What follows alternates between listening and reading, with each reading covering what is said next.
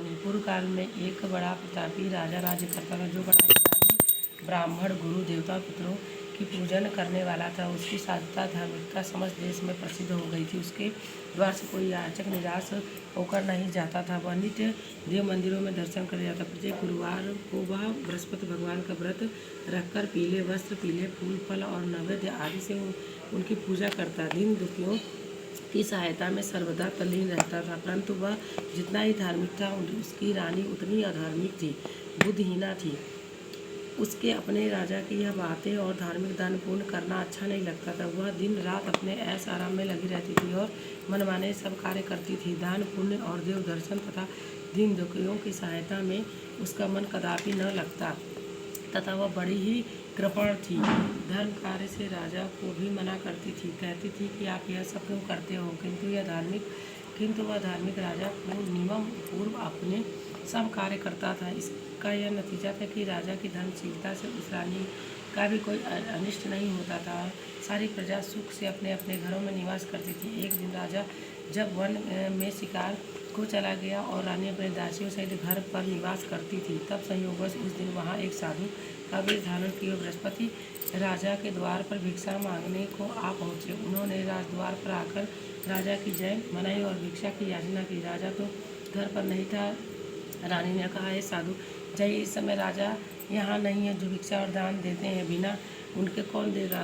साधु महाराज ने कहा, रानी जी, आप तो विद्यमान ही हैं, मुझे भिक्षुक को कुछ भिक्षा देने में आप भी समर्थ। रानी ने कहा, महाराज, मैं इस तरह के झंझटों में नहीं पड़ना चाहती। इस दान पुण्य से मैं बहुत घबरा गई हूँ। व्यर्थ एक पवारा खड़ा रहता है, फिर मुझे गृह के कामों में ही इससे ही अवकाश नहीं मिलता। यह सब काम राजा साहब करते हैं, उन्हीं के लिए योग है। परंतु मैं समझती हूँ कि इस धनी से तो निर्धन रहना अच्छा है, क्योंकि यह सब बहुत सा बखेड़ा तो नहीं करना होगा। क्या आप कोई ऐसा उपाय जानते हैं जिससे ये धन न रहे और मुझे शांति और चैन मिले? यदि आप जानते हो तो बतलाएं। बृहस्पति भगवान ही तो वहाँ साधु बनकर उन्होंने कहा, यह तुम क्या कह रही हो? भला संसार में ऐसा कोई होगा जिसे संतति और धन प्यारा न हो? भला इससे भी कोई दुखी होता है? हे देवी, इन दो बातों को तो सभी चाह रहती है, चाहे कोई धर्मात्मा हो या अधर्मी। धन सभी की इच्छा करते हैं। इस धन की महिमा को तो मैं क्या कहूँ। ऋषि, धर्मात्मा और अधार्मिक सभी को धन की सब प्रकार की आवश्यकता पड़ती है। यदि तुमको भगवान ने धन दिया है तो उसका सदुपयोग करो। महात्मा कबीर ने कहा है कि भूखे को भजन, नंगे को चीर और प्यासे को नीर, इतना बाटे सत्य कबीर। तुम्हारे पास धन है तो भूखे मनुष्य को भोजन कराओ, पैसौरों बैठाओ, उनके वस्त्र न होने वस्त्र दो। इस प्रकार अन्य, वस्त्र और जल का दान करो। धर्मशाला बनवाओ, ताल तलैया, कुआं, बाग बगीचे बनवाओ, आम आंवला आदि के वृक्ष लगवाओ आदि और यज्ञ करो। साधु ब्राह्मणों को भोजन खिलाओ। जिनके पास धन नहीं हो उनके सहायता करो, उनकी कन्याओं का विवाह करो। इस प्रकार कितने ही यहाँ दया आदि धर्म के कार्य हैं जिन्हें तुम कर सकती हो। यह क्या कहना है कि सब धन नष्ट हो जावे और मैं चैन की सांस लूँ? मैं तो सर्वप्रथम आपको यही कहूँगा कि आप इस प्रकार के कर्मों से अपने कुल और अपने नाम को उज्जवल कर लो। इस प्रकार इस मनुष्य जन्म को सार्थक कर लो। मनुष्य के अच्छे कर्म ही उसके परलोक में सहायक होते हैं और अंत में जब शरीर त्याग करता है तब स्वर्ग हो जाता है। वहाँ उसे नाना प्रकार के सुखों की प्राप्ति होती है। परंतु साधु महात्मा इस बात का उस रानी पर कोई प्रभाव न पड़ा। उसने कहा, नहीं महाराज, मुझे इतना धन नहीं चाहिए जिसे मैं इतना यत्न करके उठाऊं और रखूं तथा फिर उसे दान में दे डालूं, अथवा अपने आप को कहा इतना पाखंड करूं। मुझे तो यूं ही समय नहीं मिलता और सारा समय इसी में नष्ट हो जाता है। महात्मा ने कहा, हे देवी, बड़े दुख की बात है तुम अपना ऐसा विचार प्रकट करती। अच्छा, यदि तुम्हारी यही इच्छा है तो सुनो। अब मैं तुम्हें ऐसी युक्ति बतलाता हूँ, ऐसा ही करना, इससे तुम्हारी यह इच्छा पूर्ण हो जाएगी। बृहस्पतिवार के दिन तुम अपने सब घर को लिपवा देना। स्नान करने से पहले अपने सिर के बालों को अच्छी तरह धोकर स्नान करो। तुम्हारा राजा बृहस्पतिवार के दिन बाल न बनाए करे और भोजन, मांस, मदिरा का सेवन करे। तथा धोबी को बुलाकर वस्त्रों को धुलने के लिए दिया करो। 7 बृहस्पतिवार को यदि तुम ऐसा करोगी तो तुम्हारा सब धन नष्ट हो जाएगा, इसमें कोई संशय नहीं। यह कहकर वह महात्मा वहाँ से चली गई और रानी ने उस बात को अपने मन में रख लिया। उसने बृहस्पतिवार के दिन वैसा ही किया। फिर तो बृहस्पति उस पर कुपित हो गए और 3 बृहस्पति पूरा होते होते उसका राजपाट आदि सब धन नष्ट हो गया। यहाँ तक कि रानी के घर खाने तक का ठिकाना न रह गया। उसके सुख चैन के दिन दूर हो गए। दोनों समय कि कौन कहे, एक समय खाने के लाले पड़ गए। तब राजा ने व्याकुल होकर रानी से कहा, हे रानी, आप यहाँ रहिए, परंतु अब मुझसे यहाँ नहीं रहा जाएगा, क्योंकि यहाँ तो मुझको सब लोग जानते हैं। इसलिए कोई उपाय भी या कोई काम धंधा करके अपना जीवन भी नहीं चला सकता। इसलिए किसी दूसरे देश में जाऊँगा, जहाँ मैं खाने पीने का कोई धंधा नौकरी करके अपने दिन व्यतीत करूँगा।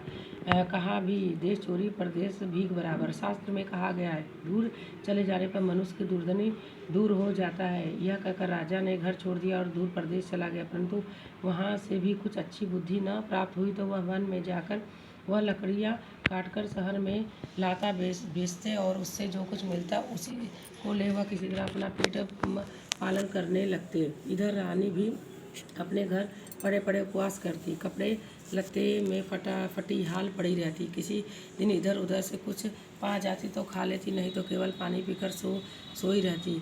मारे भूख के करवट बदल कर रात काटे। इस प्रकार उसकी दशा यह हो गई थी कि कई दिनों तक उसे खाने को कुछ नहीं मिलता और भूख के मारे उसके दम घुटने लगा। तब उसने अपनी दासी को बुलाकर कहा, तुम मेरी पुरानी दासी हो, इस समय तुम हमारी इतनी सहायता करो कि हमारी बहन यहाँ जाकर उससे हमारा दुख कहकर उसके हमारे लिए सहायता में कुछ अन्न मांग लाओ। हमारी बहन नेक और धनवान है, वह अवश्य ही हमारी सहायता करेगी। यदि वह कुछ सहायता कर देती तो हमारे कुछ दिन खाने के हो जाते और दिन तो 10-5 भेजर ही मांग लाना। दासी उसकी बहन के घर गई। जिस समय वह दासी उसके बहन के पास पहुंची, उस समय वह बृहस्पतिवार जी का व्रत किए कथा सुनने को बैठी थी। उसने उस समय कहा, हे रानी, मैं आपकी बहन के पास से आई हूँ। आपकी बहन इस समय बड़े कष्ट में है। आप उसकी कुछ सहायता करें और नहीं तो 5-10 सेर भेजर ही उनके लिए दे देवे तो कुछ दिन कट जाएंगे। दासी ने कई बार कहा, परंतु रानी ने ध्यान न दिया और कुछ न बोली, क्योंकि वह मौन भाव से एकाग्र चित्र होकर बृहस्पतिवार भगवान की कथा सुनने में लीन थी। जब रानी कुछ न बोली तो वह मन में उदास हो गई और अपने घर को लौट उस रानी के पास चली है जिसने उसे भेजा था। यहाँ आकर रानी से कहा कि आपकी बहन तो बड़ी घमंडी है, वह सहायता के लिए भेजर क्या देती, उसने तो मुँह से एक बात भी न बोली। उसे सुन रानी ने कहा, यह उसका दोष नहीं है, यह सब हम अपने बुरे दिनों की बात है। जब बुरे दिन आते हैं तो तृण भी पहाड़ बन जाता है और मित्र भी शत्रु बन जाते हैं, तथा कोई भी उस दुखी की सहायता नहीं दे करता। इधर तो यह बात हुई। उधर जब रानी बृहस्पतिवार जी की कथा सुनकर उठी तो उसे ख्याल आया कि मेरी बहन की दासी आई थी और व्रत और कथा सुनने में मैंने उससे कुछ बात नहीं की। इस बात को विचार वह किंचित शांत रही और भाव भक्ति से पूर्ण सब प्रेम विष्णु जी का पूजन किया। उसने भगवान की पूजन के विसर्जन करके वह सीधे अपने बहन के घर गई और कहा, हे बहन, तुम्हारी दासी मेरे पास आई थी, परंतु मैं बृहस्पतिवार के व्रत किए बैठी थी और मौन भाव से कथा सुन रही थी। इस कथा में जब तक कथा पूरी न हो जाए बोला नहीं जाता है और वहाँ से उठा नहीं जाता है। इस कारण वह लौट आई और कहा, बहन, उसने आपने मेरे पास किस लिए भेजा था? रानी बोली, बहन, मेरे पास अन्न नहीं था। तुम तो जानती हो कि इधर हमारे घर की दशा बड़ी शोचनीय हो गई है, इसलिए मैंने दासी को तुम्हारे पास 5 सेर भेजर लेने भेजा था, परंतु वह खाली हाथ लौट आई। मैंने सोचा कि तुम किसी काम में फंसी होगी, जिसे दासी को यूं ही लौटा दिया। रानी बोली, नहीं बहन, उसने तो मुझसे कुछ नहीं कहा, परंतु यह बात क्या है मैं तो समझ सकती हूँ। तुम्हारे घर में ही भेजर मौजूद है। तुम अपने घर में जाकर देखो। अपनी बहन के ऐसा कहने पर रानी ने जब घर में जाकर राजा देखा तो भेजर से भरा हुआ एक घड़ा मिल गया। तब वह रानी और बांदी बहुत खुश हुई। बांदी ने कहा, हे रानी, यूँ तो भोजन के अभाव में हम लोग नित्य ही व्रत किया करते हैं, इसलिए मेरी समझ में यह आता है कि यदि हम लोग इनसे व्रत विधि की कथा पूछ ले और किया करें तो कोई हानि नहीं है। रानी ने कहा, कोई हानि नहीं है, अवश्य ही पूछ लिया जाए। रानी ने अपनी बहन के समीप बैठकर, हे बहन, बृहस्पतिवार के व्रत का क्या विधान है और यह व्रत कैसे करना चाहिए? वह धार्मिक रानी ने, बहन, बृहस्पतिवार की कथा में कोई विशेष झंझट नहीं पड़ती, केवल चने की दाल और मुनक्का से विष्णु भगवान का केले के जड़ में पूजन करना चाहिए और वहाँ दीपदान करें, अर्थात दीपक जलावें। उस दिन पीला भोजन करें और कहानी सुने। ऐसा करके गुरु बृहस्पति भगवान प्रसन्न होते हैं। उनकी प्रसन्नता से अन्न, धन, पुत्र की प्राप्ति होती है और मनुष्य की सभी मनोकामनाएं पूर्ण होती हैं। यह सुनकर उस रानी और दासी ने दोनों ने निश्चय किया कि बृहस्पतिवार का व्रत करेंगे। जब 7 दिन के बाद बृहस्पतिवार का दिन आया तो उन दोनों ने व्रत किया। तब चना और गुड़ कहाँ से लाए, इसलिए उन्होंने घुड़साल में प्रवेश किया और वहाँ से जाकर चना और गुड़ बीन कर ले आए और उस चने की दाल बनाकर गुड़ सहित जाकर केले की जड़ में भगवान की पूजा की। इस प्रकार उन्होंने व्रत कर लिया। परंतु पीला भोजन कहाँ से प्राप्त हो? बेचारी रानी और दासी दोनों ही बड़ी दुखी हुई। परंतु व्रत के प्रभाव से भगवान बृहस्पति देव बहुत ही प्रसन्न थे, इसलिए 2 थाली में पीला भोजन लेकर स्वयं भगवान उपस्थित हुए और दासी को देकर बोले, हे, यह तुम्हारे और रानी दोनों के लिए है, अब इस भोजन को करना। दासी प्रसन्न हो वहाँ भोजन रानी के पास ले आई और सब बातें कहकर भोजन दिया। बांदी और रानी दोनों ने बड़ी प्रसन्नता से भोजन किया। फिर वह बृहस्पतिवार को व्रत कर गुरु बृहस्पति देव के लिए भोजन, विष्णु भगवान की पूजन। इस पूजा से फिर रानी धनवान हो गई। उसके घर में ज्यों-ज्यों की त्यों-त्यों सारा संपदा भर गई। दासी भी बड़ी धनवान हो गई। परंतु ब्रह्मा के लेख और कर्म की रेखा को मिटाना बड़ा कठिन होता। रानी फिर आलस्य करने लगी। तब दासी ने कहा, देखो रानी, तुम पहले इस प्रकार आलस्य करती थी जिससे सब धन नष्ट हो गया। बहुत परिश्रमों के बाद हमें धन प्राप्त हुआ। अब फिर वही आलस्य न करो, दीन जनों को दान करो, सब पुण्य करो, भूखों को भोजन और प्यासों को पानी दो, पैसारे बैठाओ, ब्राह्मण को दान, सम्मान और भोजन दो। रानी ने फिर खूब सुकर्म किया। उसका यश फैलने लगा। वह अपने पति राजा के लिए चिंतित में पड़ गई। राजा कैसे होंगे? उसने गुरु बृहस्पति देव से राजा से मिलने की प्रार्थना की। भगवान ने रात्रि में राजा को स्वप्न दिया। राजा प्रातःकाल होते ही अपने देश को चला। मार्ग में बृहस्पति देव से भेंट हो गई। उन्होंने राजा से अपना व्रत करने को कहा। व्रत में चने, दाल, गुड़ और केले के वृक्ष में भगवान विष्णु की पूजन करने को कहा। राजा ने कहा, मैं तो लकड़हारे का काम करता हूँ, इतना पैसा कहाँ से पाऊंगा? तो यह विधि विधान करूँगा। साधु के वेश में आए बृहस्पति जी ने कहा, अगले बृहस्पतिवार को व्रत रख, देख तो सही, तुझको रोजाना से दुगना धन मिलेगा। एक और कहानी। बृहस्पति भगवान की एक और कहानी। पूर्व काल में एक बड़ा ही गरीब ब्राह्मण रहता। उसके कोई संतान न थी। कारण उसकी स्त्री बड़ी मलिन स्वभाव की थी। प्रातः सोकर उठते सर्वप्रथम भोजन करती, फिर दूसरा कार्य करती। यह देखकर वह ब्राह्मण बड़ा दुखी रहता। कुछ समय बाद उसकी स्त्री को एक कन्या उत्पन्न हुई। वह कन्या रत्न थी। वह कन्या जो बड़ी हुई, उसका स्वभाव निखरता गया। नित्य प्रातः उठते ही नित्य क्रम स्नान आदि करती है। भगवान विष्णु की पूजा के साथ प्रति बृहस्पतिवार को गुरु बृहस्पति भगवान का व्रत की भी किया करती थी। वह विद्यालय पढ़ने जाती तो अपने हाथ में एक जौ भर ले जाती और मार में डालती। जब ये जौ सोन के हो जाते तो जब वह पढ़कर लौट के आती तो उन्हें बीनकर अपने घर लाती। एक दिन वह बालिका जौ को सूप में रख कर फटकारने लगी। तब उसके पिता ने कहा, बेटी, सोने के जौ को फटकारने के लिए सोने का सूप होना चाहिए। उसके दूसरे दिन बृहस्पतिवार दिन पड़ा। उसके नित्य की भांति गुरु बृहस्पतिवार का व्रत किया और एक जौ मुठ ले जाकर मार्ग में छिड़ दिया और कहा, हे गुरु, यदि मैंने सच्चे मन से आपका व्रत किया हो तो उसके प्रताप से आप मुझे एक सोने का सूप दीजिए। जब वह कन्या पाठशाला से लौटकर जौ बटोरने लगी तो गुरु भगवान की कृपा से उसे एक सोने का सूप मिला। दूसरे दिन वह कन्या सोने के सूप में उन जौ को फटकार कर साफ कर रही थी। उस समय उस शहर का राजकुमार उधर से निकला। वह कन्या के कार्य रूप को देखकर मोहित हो उठा और अपने घर आकर बीमारी का बहाना करके लेट गया। जब यह समाचार उसके पिता को मिला तब रानी ने आकर उसकी बीमारी का कारण पूछा तो राजकुमार ने बतलाया, मुझे कोई रोग या कष्ट नहीं, मैं तो केवल यही चाहता हूँ कि जो कन्या सोने के जौ से सूप फटकार रही थी उससे मेरा विवाह हो जाए। राजा ने राजकुमार को बुझाकर शांत कराया। कहा कि मैं पता लगाकर उस कन्या से तुम्हारा विवाह करा दूंगा। राजकुमार ने कन्या के घर का पता बदलाया। राजा का मंत्री उस ब्राह्मण के पास गया और सब समाचार कहा। ब्राह्मण ने सब यदि अपनी कन्या राजकुमारी को दे दी। कन्या के जाते ब्राह्मण पूर्वत दरिद्र हो गया। अन्न वस्त्र से दुखी उसका एक दिन मुश्किल से व्यतीत होने लगा। एक दिन वह दुखी होकर पिता अपनी बेटी से भेंट करने गया।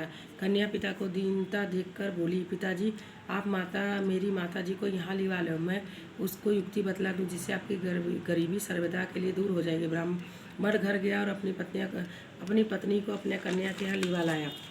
कन्या ने अपनी माँ को समझाते हुआ कहा कि माता जी आप नित्य प्रातः उठकर नित्य क्रिया से निवृत्त होकर स्नान आदि करके भगवान विष्णु की पूजा किया करें तो आपके घर सारी दरिद्रता दूर हो जाएगी। परंतु उससे ये ध्यान नहीं दिया और पहले की भांति उठकर बच्चों का जूठन खा लिया और पूजा के समय कह देती थी कि मैं तो भोजन कर चुकी। यह सब देखकर जो पुत्री थी उसे बड़ा दुख हुआ, तो उसने आकर अपनी माँ को कालकोठरी में बंद कर दिया। प्रातः निकाल कर स्नान आदि पूजा पाठ कराया तो उस ब्राह्मणी की बुद्धि ठीक हो गई और बृहस्पतिवार का व्रत करने लगी। बृहस्पतिवार भगवान के व्रत के प्रभाव से ब्राह्मण धनवान और सुखी हो गया। वह मरते मरते पति पत्नी स्वर्ग को प्राप्त हुए। उधर वह राजा जो लकड़हारी का कार्य करता उसकी अपनी जीविका चलाता था, वह साधु महात्मा के कथन से जब वह बृहस्पतिवार का व्रत किया तो उसे लकड़ी के व्यापार से दुगुना चौगुना लाभ होने लगा। परंतु किसी एक दो बृहस्पतिवार का व्रत कर उसने किया तो गुरुवार बृहस्पतिवार की राजनगरी से उसे बड़ा कष्ट हुआ। एक दिन उस नगर के राजा ने यज्ञ किया। उसने घोषणा करवा दी, कोई भी मनुष्य अपने घर भोजन न करे, अग्नि जल ना जलावे, सब मेरे यहाँ भोजन करने आवे। जो इस आज्ञा को नहीं पालन करेगा उसके लिए वो फांसी पर लटका दिया है। राजज्ञा के से सभी भोजन करने गए। यही है लकड़हारा कुछ देर से बचा, इसलिए राजा उसे अपने साथ लिवा ले गए और भोजन कराते तो रानी की दृष्टि कुटी पड़ी जिस पर उसका नौलखा हार लटका हुआ था। वह वहाँ न दिखाई दिया। रानी ने सोचा कि इसी मनुष्य ने मेरा हार चुरा लिया। फिर उसने उसी समय उसको जेल खाने में डलवा दिया। जब राजा जेल खाने में गया तो विचार करने लगा कि न जाने कौन से पूर्व जन्मों के कारण मुझे यह दुख प्राप्त हुआ है। उसी समय बृहस्पति जी साधु के वेश में उसके समक्ष आए और कहा कि अरे बृहस्पति जी का व्रत नहीं किया, इस कारण तुझे यह दुख प्राप्त हुआ। खैर अब कल ही बृहस्पतिवार है, इस जेल खाने के फाटक पर तुझे 4 पैसे पड़े मिलेंगे, उनसे तू व्रत करना। उधर राजा को स्वप्न दिया, हे राजा जी से तूने व्यक्ति को जेल खाने में भेजा है वह सर्वथा निर्दोष है, वह एक राजा है, उसे छोड़ दो। रानी का हार उसी खूंटी पर लटका हुआ है। आज यदि ऐसा नहीं करेगा तो मैं तेरे राज्य को नष्ट कर दूंगा और राजा को तू छोड़ देना। राजा ने स्वप्न देखा। सवेरे उठकर देखा तो रानी का हार उसी खूंटी पर दिखाई दिया।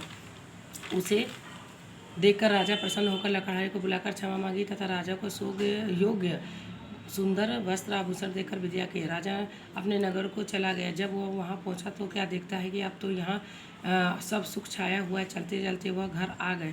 रानी ने राजा के स्वागत पहले ही से बांदी को द्वार पर भेज दिया था। बांदी बड़े स्वागत से राजा को महल में ले आई। राजा ने क्रुद्ध होकर रानी से पूछा, यह धन वैभव तुमको किस प्रकार मिला? तो उसने कहा, यह सब गुरु बृहस्पति देव के व्रत की व्रत करने की महिमा है। राजा ने कहा, अच्छी बात है, अब यह व्रत मैं नियम पूर्वक करूँगा। और यहाँ तक कि सर्वदा राजा के दुपट्टे में चने की दाल बंधी रहती थी। वह दिन में 3 बार गुरु महाराज की कहानी कहता। एक दिन वह राजा घोड़े पर सवार होकर अपनी बहन के घर उसे देखने चला। मार्ग में उसने देखा कि एक मुर्दे को लेकर लोग शमशान जा रहे हैं। राजा ने कहा, अरे भाइयों जरा ठहर जाओ, मेरी बृहस्पतिवार की कथा तो सुन लो। उसे सुन उन सबको बड़ा आश्चर्य हुआ, परंतु राजा ने कह सुनकर सबको रोक लिया और कहानी आरंभ हुई। जब कहानी आदि हुई तो मुर्दा हिलने लगा और ज्यों कहानी समाप्त हुई वह राम राम कहकर उठ खड़ा हुआ। राजा वहाँ से आगे बढ़ा तो एक किसान जो हल जोत रहा था, राजा ने उसे कहानी सुनानी चाहिए तो उसने कहा, वाह, मैं अपना हल चलाऊं कि तुम्हारी कहानी सुनूं। राजा ज्यों ही आगे बढ़ा कि उसके हल के बैलों में एक बैल पछाड़ कर गिर गया। उसके पेट में भयंकर दर्द होने लगा। उसी समय उसकी माँ उसके लिए जलपान के लिए रोटी और पानी लेकर आई तो उसके पेट का दर्द होता पाया। जब पूछा तो बेटे ने सब कह सुनाई। बुढ़िया ने दौड़कर उस घरद्वार राजा को बुलाया और कहा कि मैं आपकी कहानी सुनूंगी, मुझे सुनाओ। राजा बुढ़िया के खेत पर कहानी सुनाने को लौट आया और जो ही कहानी कहने लगा किसान का बैल खड़ा हो गया। किसान के पेट का दर्द बंद हो गया। राजा अपने बहन के घर आया। बहन ने उसका बड़ा स्वागत किया। चारों ओर आदान प्रदान तथा परस्पर वार्तालाप करते हुए सुख से सोकर सबने रात्रि व्यतीत की। दूसरे दिन सवेरा होने पर राजा उठा और अन्य सभी लोग उठे, सब अपने अपने काम करने लगे। जब राजा जो गुरु बृहस्पतिवार का बड़ा भक्त था, उसने अपनी बहन से कहा, हे बहन, बृहस्पतिदेव की कथा किसी ऐसे मनुष्य सुनना चाहता है जिसने भोजन ना की। और बहन ने कहा, भैया यह बहुत तड़के लोग भोजन कर लेते हैं, फिर मैं तलाश करती हूँ। उसने देखा कि पड़ोस में जो कुम्हार रहता उसका बेटा बहुत बीमार है, जिसे 3 दिन से उसके घर वालों ने मारे दुख के भोजन नहीं किया। रानी ने कुम्हार से कहा, मेरा भाई से बृहस्पतिवार की कहानी सुन लो, क्योंकि तुम लोगों ने अभी तक भोजन नहीं किया, जलपान भी नहीं किया। कुम्हार ने कहा, ठीक है। राजा से कहानी सुनने को आया। राजा ने उसके घर जाकर गुरु बृहस्पतिवार की कहानी सुनाई। उसके प्रताप से उसके लड़के की सारी बीमारी दूर हो गई और वह उसे आराम हो गया। लोग राजा की प्रार्थना करने लगे। दूसरे दिन राजा अपने घर को चलने को चाहा तो उसकी बहन भी चलने को कहा। बहन ने अपनी सास से ज्यों ही आज्ञा मांगी तो उसकी अच्छा तू जा, परंतु अपने बच्चों को ले जाना, क्योंकि तेरे भाई को कोई संतान नहीं है। तब बहन ने कहा, भैया मैं तो चलूँगी, लेकिन कोई बालक नहीं जाएगा। तो राजा ने बड़ी दुखी मन से बोला, जब कोई बालक ही नहीं जाएगा तो तुम ही क्या करोगे जाके। बड़े दुखी मन से वो अपने राज्य को लौट आया। निदान राजा अपने घर लौट आया और राजा ने अपनी रानी से कहा, मैं संतानहीन हूँ, जिससे लोग मुझे परहेज करते हैं। रानी ने कहा, घबराइए नहीं, बृहस्पति देव भगवान की कृपा से हमें संतान प्राप्ति हो गई। फिर तो उसी रात्रि में राजा को संतान प्राप्ति के लिए सपना प्राप्त हुआ। रानी गर्भवती हुई और ठीक 9 महीने एक उसे पुत्र प्राप्त हुआ। रानी की बहन आई और वे सब लोग जो उसे संतान होने से घृणा करते थे वो लज्जित हुए और घर आकर खान पान में सम्मिलित हुए। राजा और रानी को बधाई देने लगे। इस प्रकार बृहस्पतिवार का व्रत करने से गुरु भगवान मनुष्य की सब मनोकामना पूर्ण करते हैं। बोलो बृहस्पति भगवान की जय। बोलो विष्णु भगवान की जय। लक्ष्मी मैया की जय।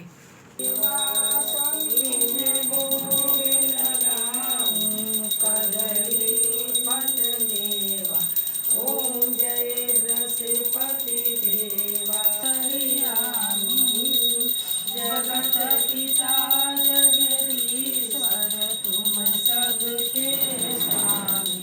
ओम जय बृहस्पति देवा, तन मन चरण नित निर्मल, सब पातक हरता स्वामी, सब पातक हरता, सकल मनोरथ दायक, कृपा करो बरता।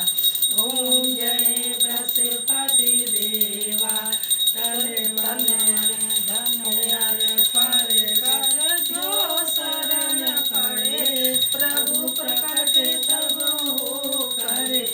ओम जय बृहस्पति देवा, दीन दयाल दयानिध, भरने कारी, पाप दोष सब हरता, भव बंधन कारी। ओम जय बृहस्पति देवा, सकल मनोरथ दायक, सब संशय तारो, विषय विकार मिटाओ, संतन सुखकारी। ओम जय बृहस्पति देवा, जो कोई आरती जो प्रेम सहित गावे, स्वामी प्रेम सहित गावे, जेठ नंद बंद सो फल निश्चय पावे।